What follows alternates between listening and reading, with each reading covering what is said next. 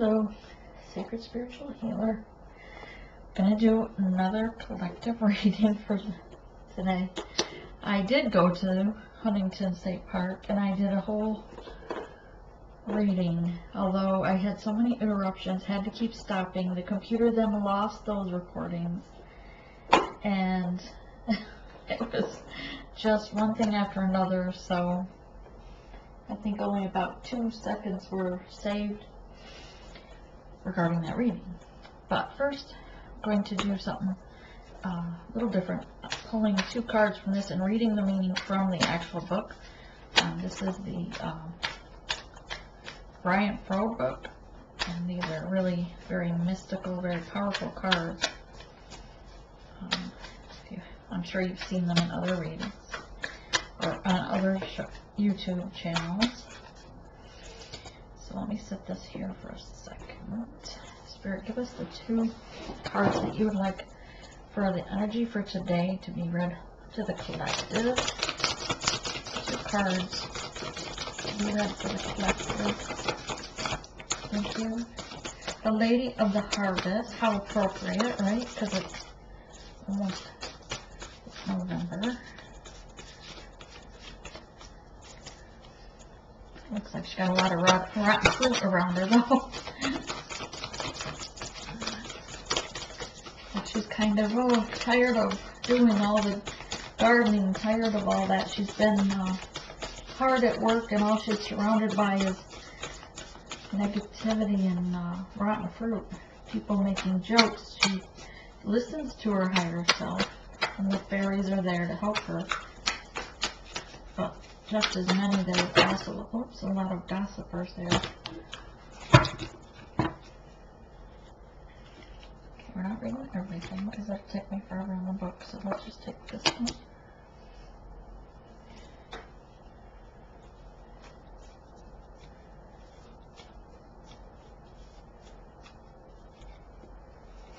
I do like that one. Okay.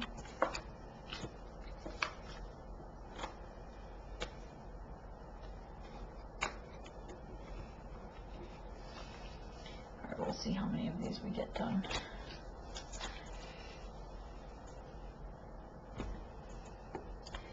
Okay, so first up is card, I want to say 18, which comes to a 9. You see she's just a lot of rotten fruit, but a lot of people all around her that look like little elves. The back of the deck looks a lot like that too, people hidden. So she's listening to her higher self, which is this little blue thing up here. Okay, like the fairies.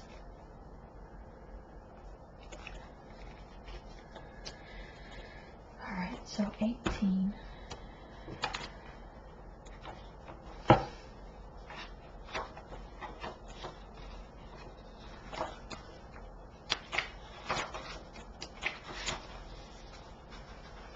The Lady of the Harvest.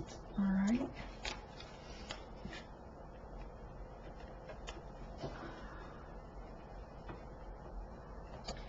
So, after we have experienced the nurturing and fulfillment of the bright mother, the Lady of the Harvest, also called the Old Woman or Crone, helps us to let go of what is finished and liberate ourselves to move on to the next phase of our activities and relationships. As in the natural world, the old becomes compost for new growth in our lives.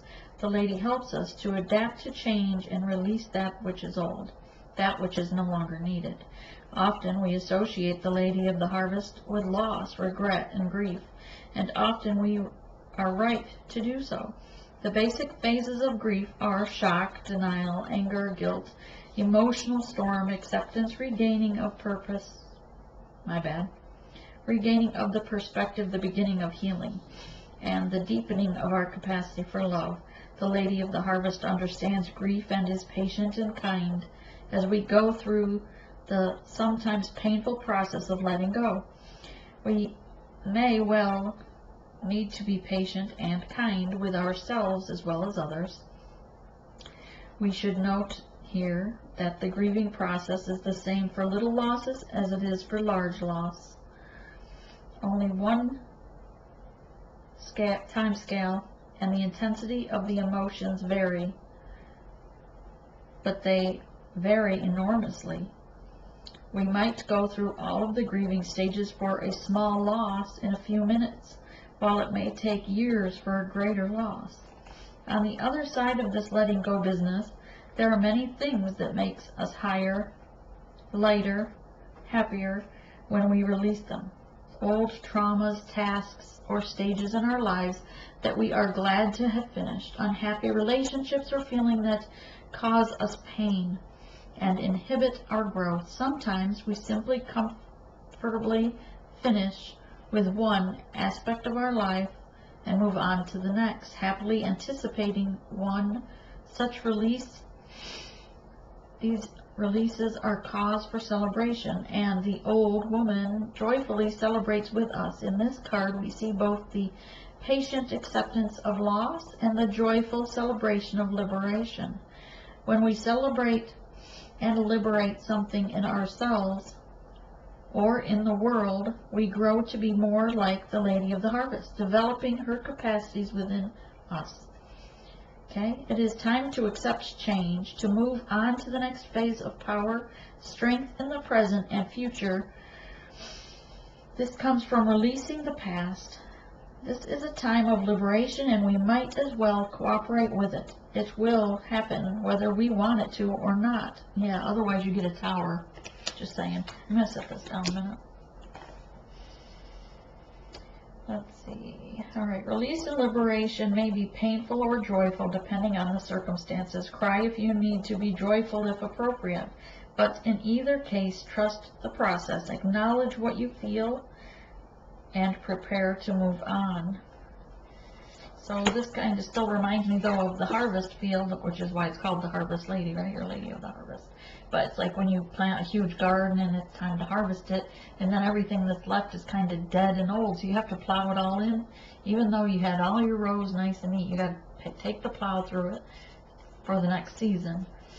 And so we have to do that with the old things and the traumas in our personal lives as well, or our work life, and plow through those things that no longer serve us, get rid of them so that everything is fresh for a new beginning. All right. 27.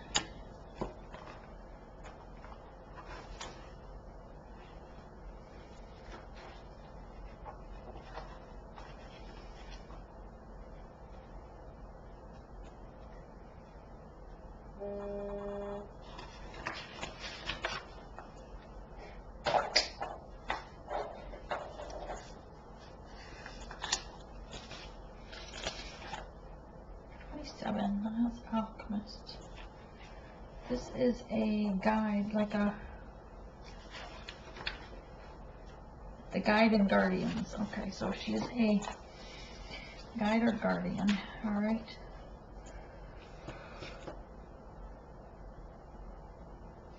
She's beautiful. Let's see. Nels the Alchemist, it's called.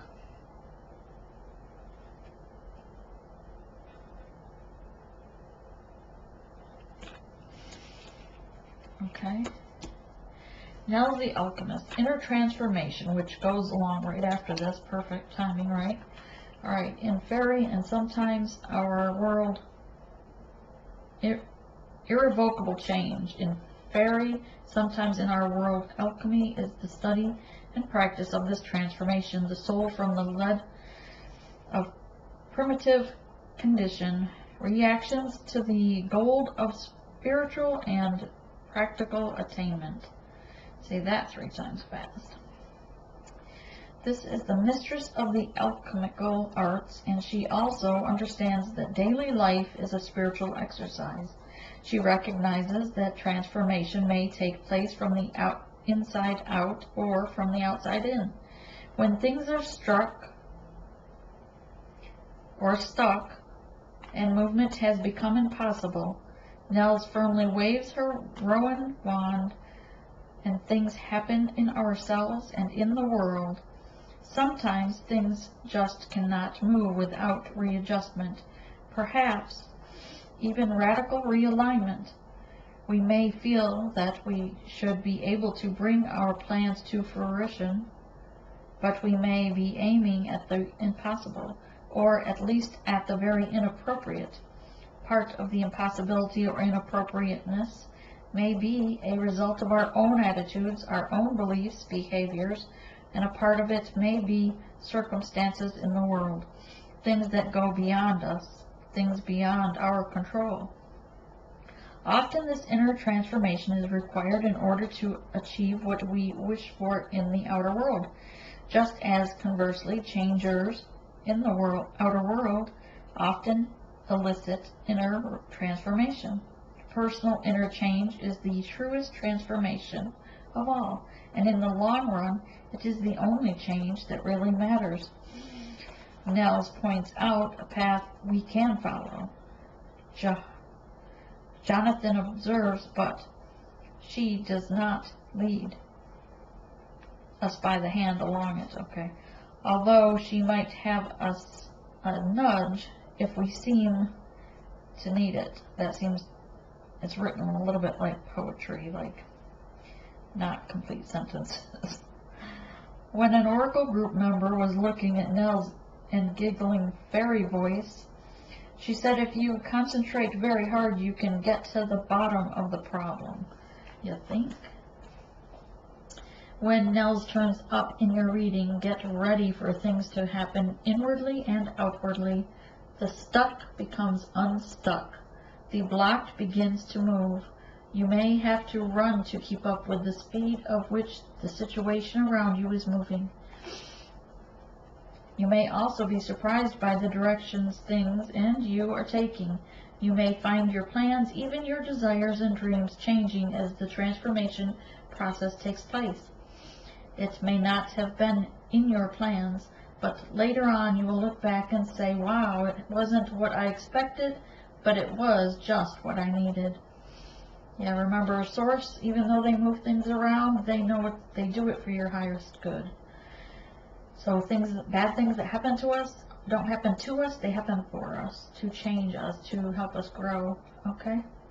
When we have been through such an alchemical process, we can never go back to what we were before, which is probably just as well. The fairies hide what you want and reveal what you need. Very cool. So, with this, may you receive the wave of her wand in your life, those that are watching, to help you unstuck yourselves and get that rapid movement of transformation in your life today. And so it be. Right, so let's see what this one's. 23. I love this. She's so silly. They're like, they look alike, but they don't look alike. Watch. I think it's funny. I love that card. They're like youthful looking, playful. Alright, so it's 23.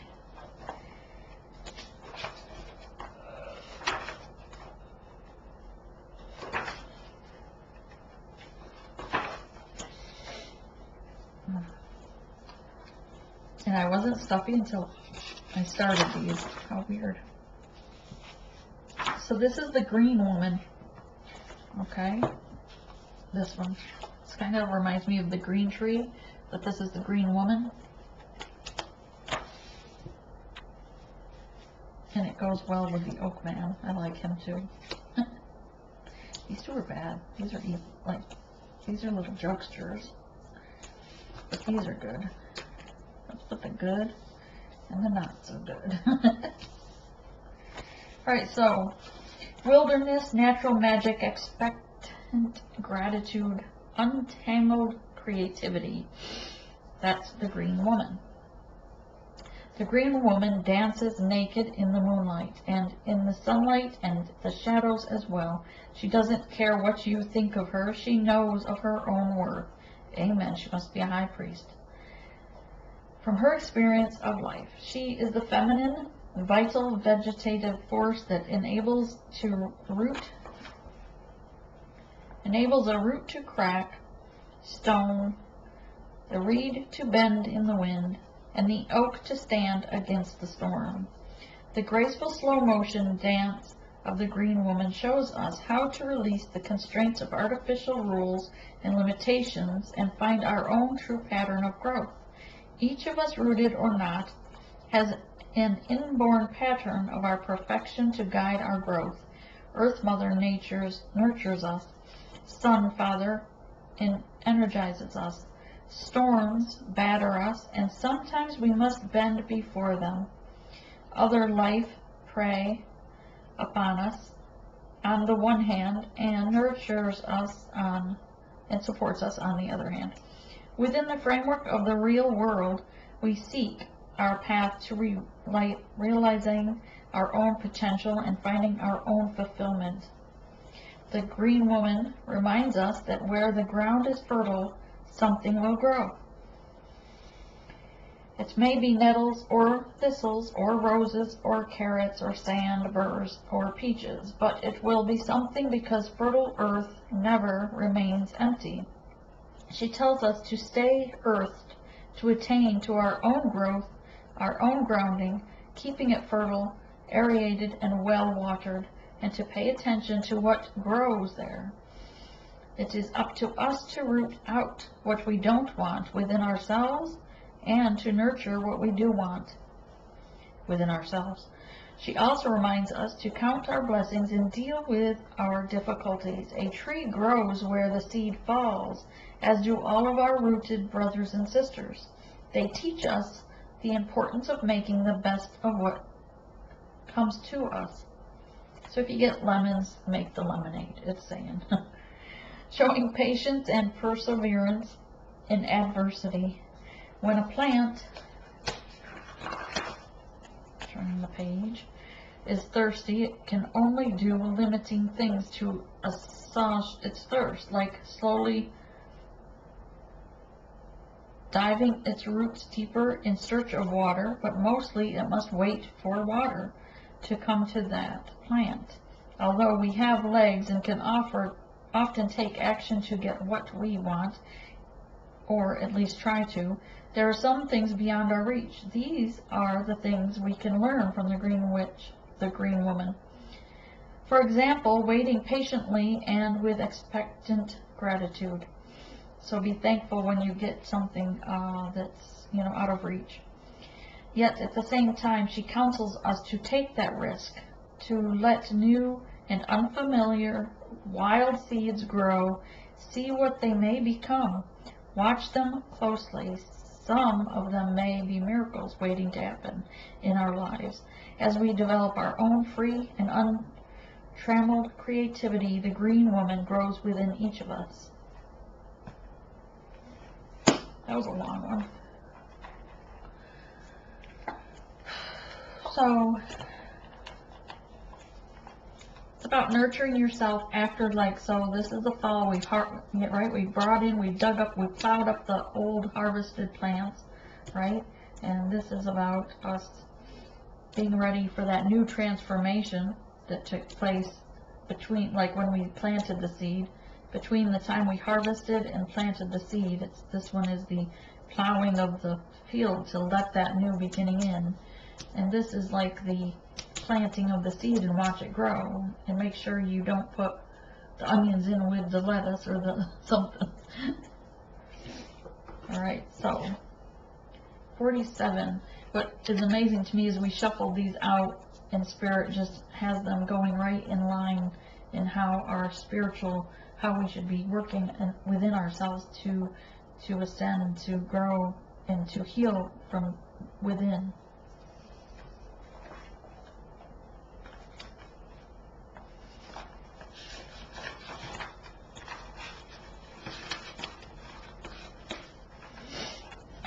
Alright, so the Oak Man, this one, he's cool. He's got his little friends down there. I think you should have them things running around. They make cute. The Oak Man, strength, ancient wisdom, and depth within our soul. I had an interesting lesson from the Oak Man about how we humans use fairies to mirror our own projections. The eyes of the oak men are a warm light brown, but some people look at them and say, "Ooh, red eyes, scary." I tried a little experiment using digital magic. I made a copy of the oak men and gave them blue eyes. I then asked some people for the impressions of the men, and words like innocent, sweet, and melancholy came back. Then I changed them to an unreal-looking violet color and got responses like, "Ooh, so spiritual, so wise, such wisdom." Had the oak men changed? Of course not. But what people projected onto them had. When we look at a fairy, we can simply project all of our fears and insecurities and prejudice and delusions onto them, and we can try to see them as they are. In a sense, all oracles are simply mirrors of the wisdom and confusion within the reader. But if we only look at them through our own personal filters and projections, we learn very little. It is only when we actually try to see beyond ourselves, beyond our own perspective, that we begin to use the oracle as a mirror of the cosmos and all of its wisdom. One member of the oracle group looked at them and wrote, "When I see this card, I lose all track of time. I feel deep grounding and peace, contentment. Everything is there if you just take the time to be part of it. It is a deep homecoming for me. To me, the oak men show the deep wisdom of age, the inner peace, the strength of the elders. This is what the oak men are about. Can you look at them and see them as they are, or can you only see your own projections? The universe, like the oak men, is full of wisdom, compassion, strength, but it doesn't always come in pretty packages."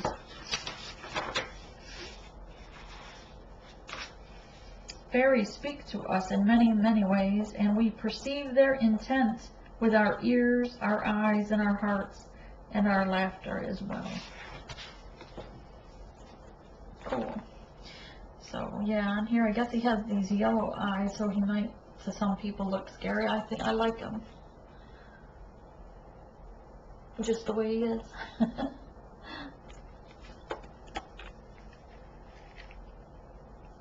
Alright, let's check out this little grumpy elf. Oh, it's a gnome, not an elf, my bad. He looks like he's drank too much with the big red nose. And then this one must be his big brother. Okay, so these are the last two we're going to read. 26.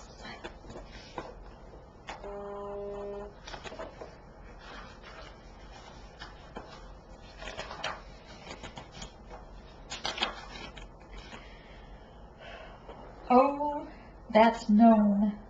Trickster, creative, chaos, wild gifts, breaking habits and patterns. Yeah, they look like tricksters, don't they? They look like they could get into some mischief now.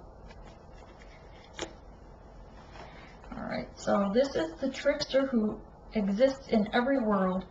He comes to us wearing our own face to fool us into thinking that his ideas are our own. He brings creative chaos into our lives. He helps us break down old habits by showing us how silly they are. He encourages us to fall on our face so that we can get back up with a different point of view. Looking up past our mud-smeared nose, he helps us get ourselves into situations in which we discover gifts we never knew we had, often because there is no other way out of the mess we got ourselves into.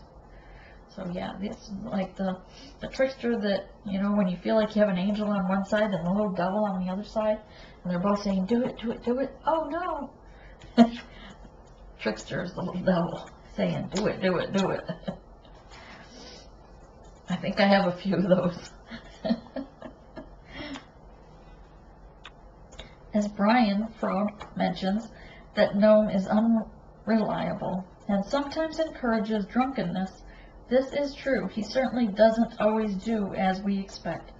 But our expectations are our problem, not his. He says, "As for drunkenness, in vino veritas, in wine there is truth. Yeah, because when you get drunk, you speak your mind, right?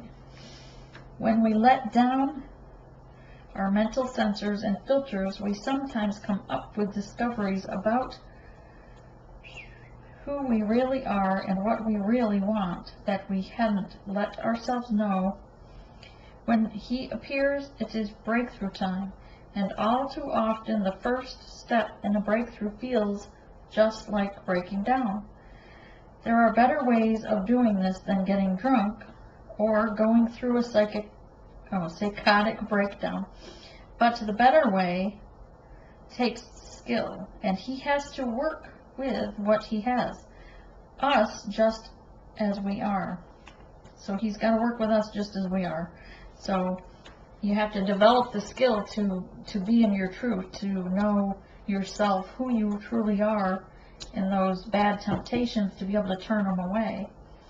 Like if you know, just for example, if you know that you might have a tendency towards addiction or repetitive actions, then you might not want to even start drinking, or drink very little, or never drink when you're out downtown, because you might drink too much, you might drink excessively. The gnome tells us wild and wonderful long-winded stories, complete with demonstrations of the actions and much arm waving. An online group member says he adds that gnome is full of knowledge, but the trick is sorting out the truth from fiction. It takes a lot of good sense to be able to listen. He isn't known for his patience.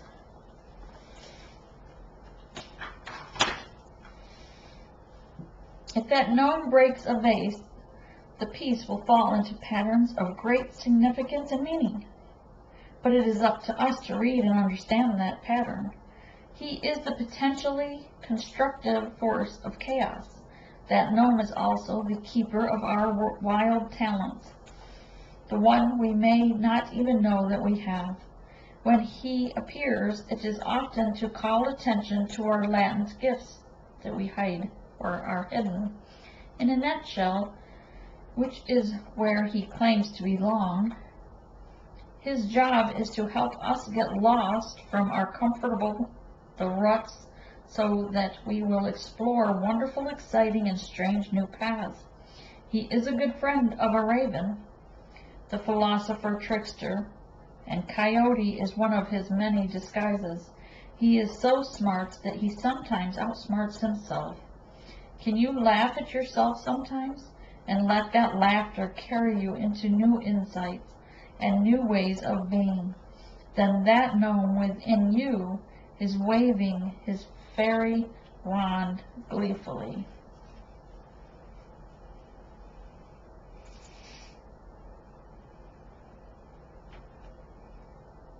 Okay, so this little poem here, hang on, I'll read it. Be careful, there's a trickery going on, or he who hesitates is lost, or play it safe, or fools rush in where angels fear to tread.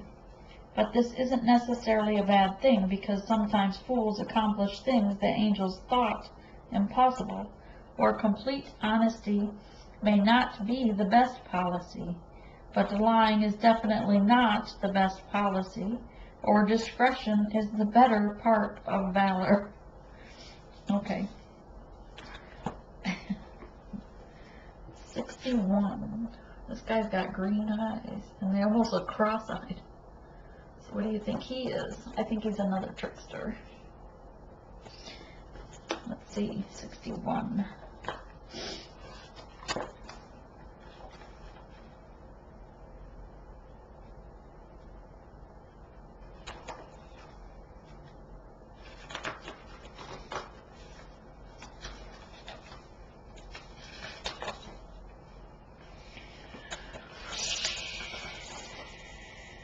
Oh, the glance.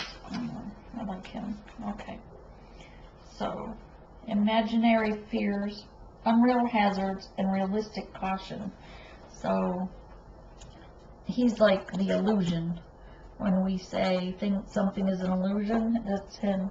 He is the imaginary fear, the unreal hazard or the illusion. Okay. He refuses to tell me what the G in his name stands for. It's Jihabya is his name. So it says he refuses to say what the G is for. He says the more we know about him, the less power he has, and the harder it is to do his job. This tells you a lot about him. His powers lie in our imaginations and fears, not in the real world, not in any of the real worlds. This is the wicked thing in the closet who keeps frightening children awake at night with eerie snuffling or whiffling sounds. But when you turn on the light and open the door, he isn't there. Ryan wrote, he exists only through the collection of our fears. The Habya thrives on fear, getting stronger and stronger until we face him, until we face our fear. He is a sham, a tiny fear blown all out of proportion, and the smallest positive thought of will banish him. All of fairyland knows this, and none are afraid of him. His job is to wave our imaginary fears in front of us, making them look as alive and real as he can. He's pretty good at this.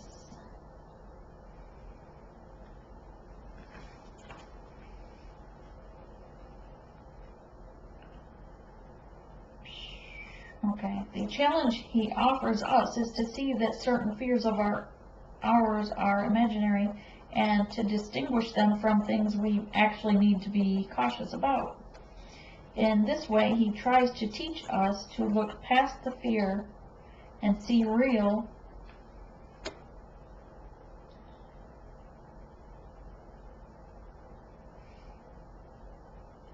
truth, whatever that truth is. It is the difficult job, and the Pook Gotcha, the Feline, and a few other hard-working fairies get together twice a week for outer world nectar, hazelnuts, cheese, and applesauce, and to grumble about humans and to support each other. The work they do, hard as it is merely an apprenticeship for the much harder work for which they get to wear a starry crown like Epona's wild child and the lies of the shadows. It takes a lot of practice and skill in dealing with human flaws to get to be promoted to that level. If you could hear the stories they tell. That just sounds weird. And that's it. Okay, so basically it's our imagination, no fears. Still a trickster though, right? So that is pretty cool. I want to keep these separate because I'm going to write down which ones we already did. And then I will read some more each day so we can get through the book. Alright, Spirit, let's just give them some.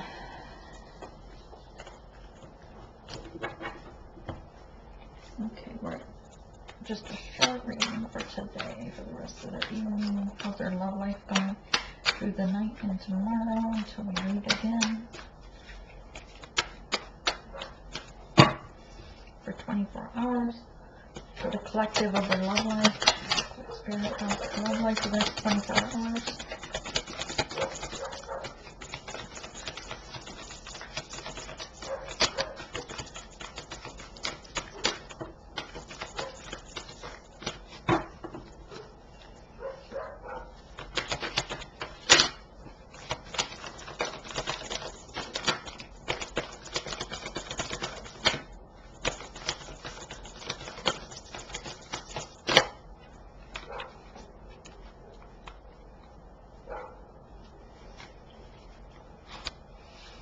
Okay, that one following. This one wants O and these. Let's see what we get. 1, 2, 3. 4, sorry.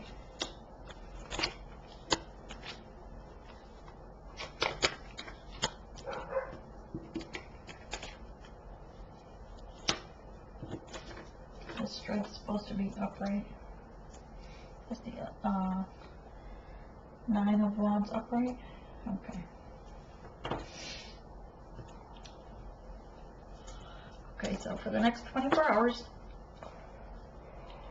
Two of Pentacles juggling. This could be someone juggling. Oh. Someone juggling two people, or their pentacles, or their life in general. But personally, I think it's kind of a... They're just juggling people, trying to juggle their life around people. Something like that, because they have their loyal sidekick over here. They're on this wheel, which is kind of like a leap of faith forward, in the sense that they're trusting this log's not going to roll while they're standing on one foot.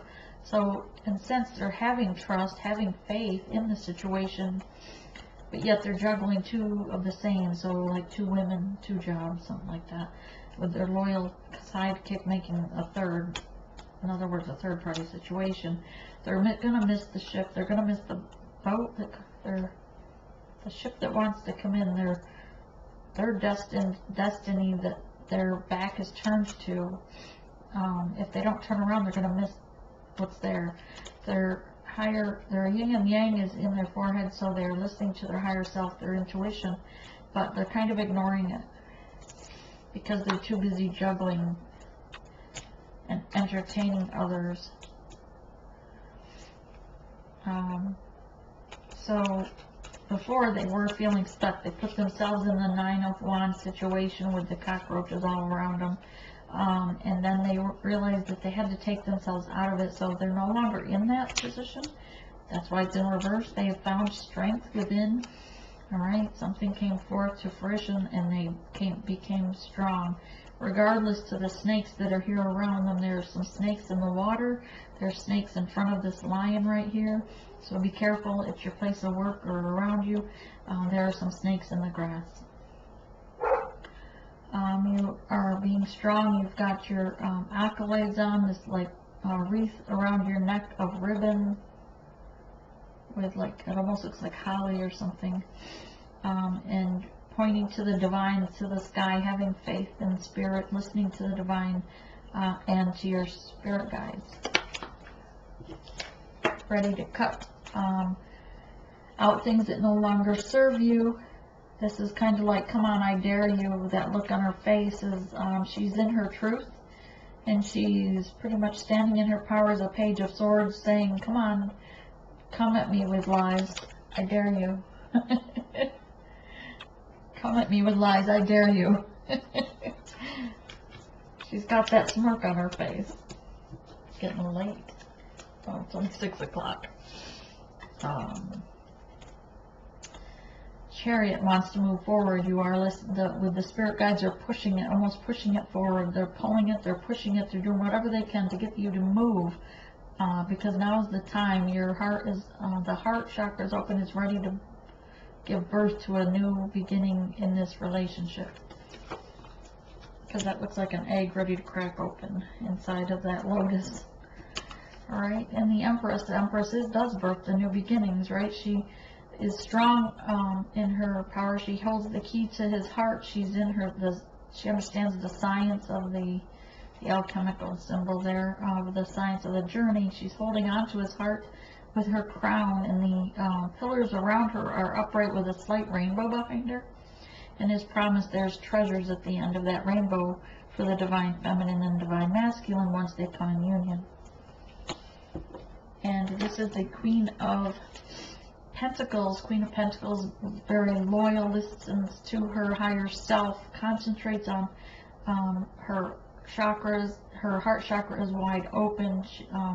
She's grounded in her stance, or in her seating, and she's focused on building her pentacles. And she is just trusting because she knows the journey, so she waits patiently for her emperor.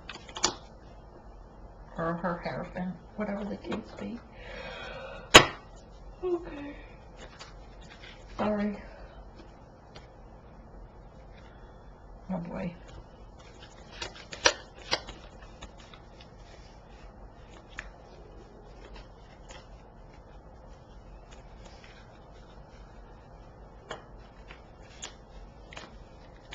Okay, these are mixed up. And so are they.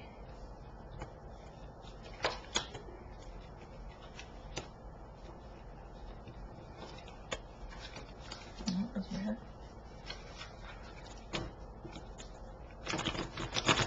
Okay. They spilt all over, so I already know that they are very well mixed up.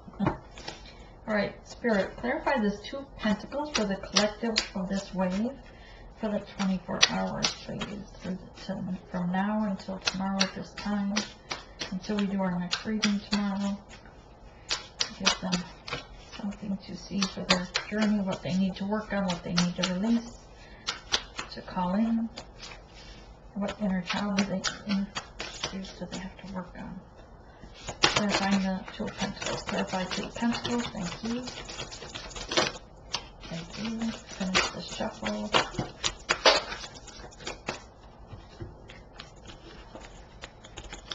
Two of Pentacles. The Queen of Pentacles awaits regarding the putting the work in and having strength to do it.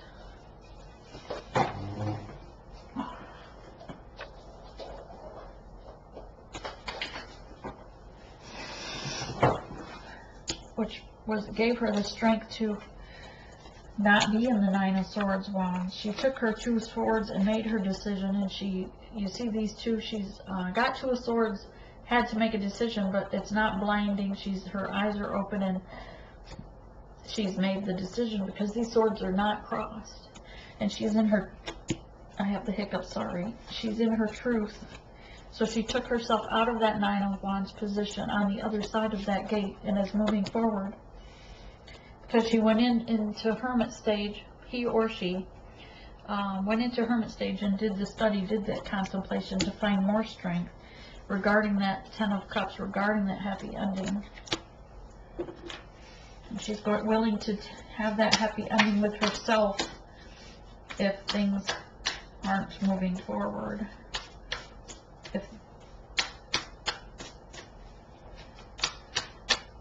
That's why she's in her strength. Here she's set her boundaries. What's the strength card? Spirit, what's the strength card? Clarify strength card. What's happening with the strength card? Thank you. Death. Death to a situation with the 9 of Cups. But his cup was spilt, so it's not like he actually had something in it. It's like tipped halfway. So he may have arrived with nothing in that cup, and she said, I don't think so. Come to me with your truth. Come to me with appropriate. Come to me right. It's something I can accept. Page of Swords. Clarify Page of Swords. With 6 of Pentacles, equal give and take. 6 of Pentacles, equal give and take. With the King of Wands, communication, offering her a lion and lioness, because she already had that 1 of Pentacles. She was the Page of Pentacles. Clarify the Chariot, clarify the Chariot. How's it going to move forward if it doesn't? Chariot will move forward with or without him, she said. Yeah, I agree. But the Hierophant is here to direct that Chariot. Whoop, whoop. He made his arrival.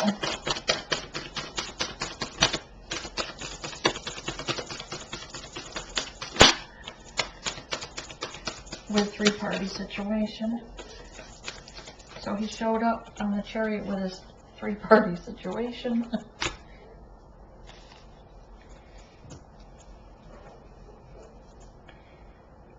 Is the 3-party situation ended?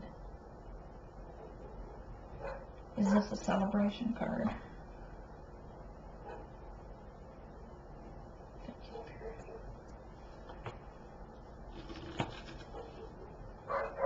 Alright, Spirit says this was celebration.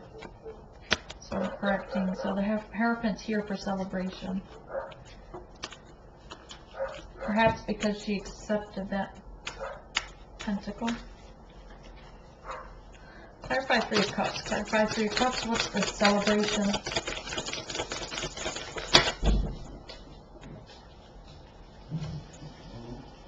Four of Cups.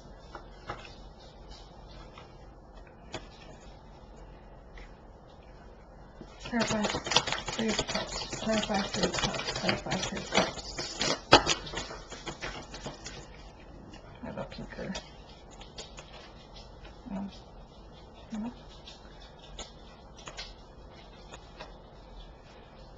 Seriously, all those jumped? I don't think so. How's that even possible?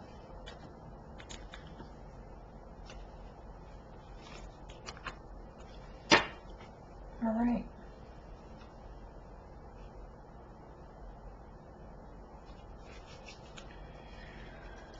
Okay. Four of Cups. She chose the cup. Oh, she recognized the divine cup.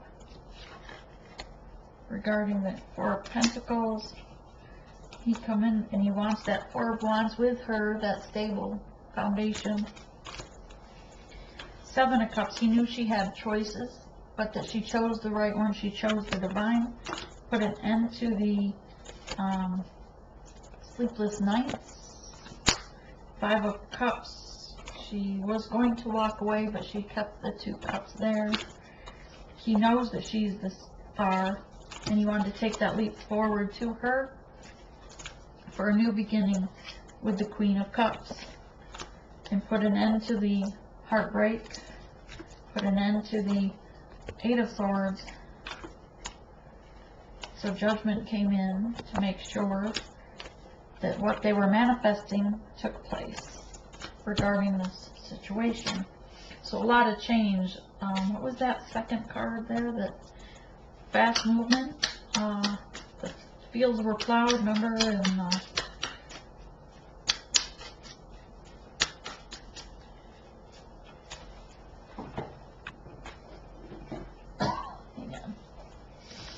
this reminded me right away of the Nell the alchemist. Remember, she waves her wand and things move fast.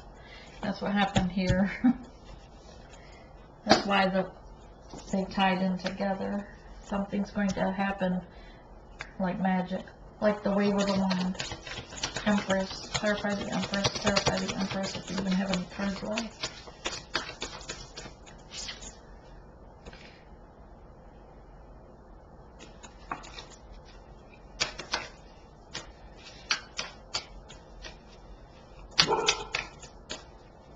Clarify the Empress.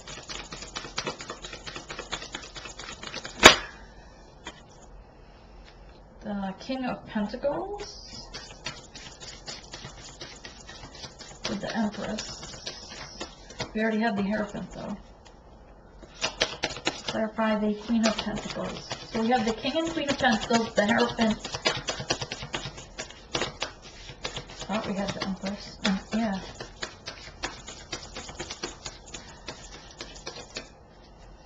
Clarify the Queen of Pentacles. Clarify the Queen of Pentacles. Alright. With the Page of Swords, Queen of Swords, the King of Swords, you have two divine couples, and the Page of Wands for communication moving forward. Okay. Have to get... Oh, thank you.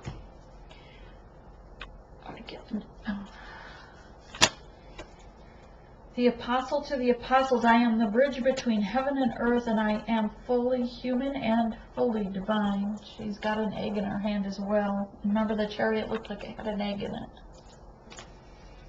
Council of Light, divine orchestration, helpers in the subtle realms. Yeah, they're waving that wand to move things rapidly, faster than humans could have moved a relationship in that one card, right?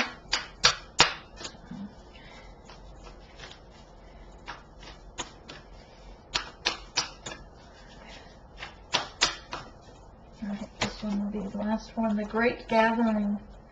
Oh, scary. It's all coming together. Intuitive hits to your soul tribe.